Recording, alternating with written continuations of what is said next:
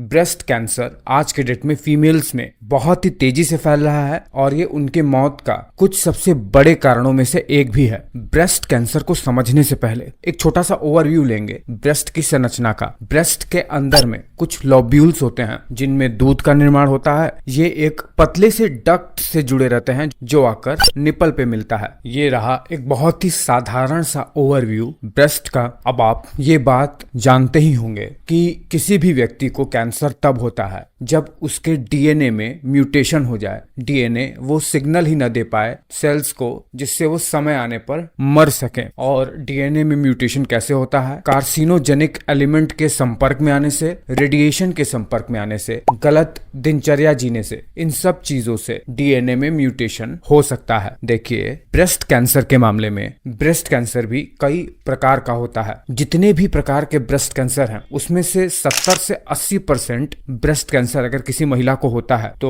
वो होता है उसके इस डक्ट में जो कि लोब्यूल से जुड़ा रहता है और निपल पे आकर खुलता है। और चूंकि ब्रेस्ट में बहुत सारे लिम्फ नोड्स भी होते हैं, पूरी लिम्फेटिक वेसल्स की जाल बिछी रहती है, इसीलिए यहाँ से कैंसर सेल्स माइग्रेट होकर पूरी बॉडी में भी फैलते हैं। इसीलिए इसे इन्वेजिव डक्टल कार्सिनोमा के नाम से हम लोग जानते हैं। दूसरे नंबर पर लगभग 10 से 15% कैंसर किसी भी फीमेल को हो सकता है, तो वो है इस लोब्यूल में होने वाला कैंसर। ये बहुत ज्यादा कॉमन तो नहीं है, पर यहाँ से भी कैंसर सेल माइग्रेट होकर पूरे शरीर भर में फैल सकते हैं, इसीलिए इसे भी इन्वेजिव लोब्यूलर कार्सिनोमा के नाम से जानते हैं। तीसरे प्रकार से किसी फीमेल को कैंसर हो सकता है उसके स्किन पर। जब कैंसर सेल माइग्रेट होकर ब्रेस्ट स्किन पर आते हैं और स्किन पर इन्फ्लेमेशन होता है, संतरे के छिलके की तरह डिंपल्स बन जाते हैं, जिसे कहते हैं इन्फ्लेमेटरी ब्रेस्ट कार्सिनोमा। चौथे तरीके से ब्रेस्ट कैंसर किसी फीमेल को होता है वो तब जब ब्रेस्ट के सेल्स पर ना तो एस्ट्रोजन के, ना ही प्रोजेस्टेरॉन के और ना ही एक स्पेशल प्रोटीन HER2 के कोई भी प्रोटीन सेल्स में पाए ही नहीं जाते हैं। और एक खास प्रकार का प्रोटीन आ जाता है कैंसर सेल पर जिसके वजह से इम्यून सेल्स इन्हें किल भी नहीं कर पाते हैं। इस प्रकार के ब्रेस्ट में होने वाले कैंसर को ट्रिपल नेगेटिव ब्रेस्ट कैंसर के नाम से हम लोग जानते हैं। और एक ज्यादा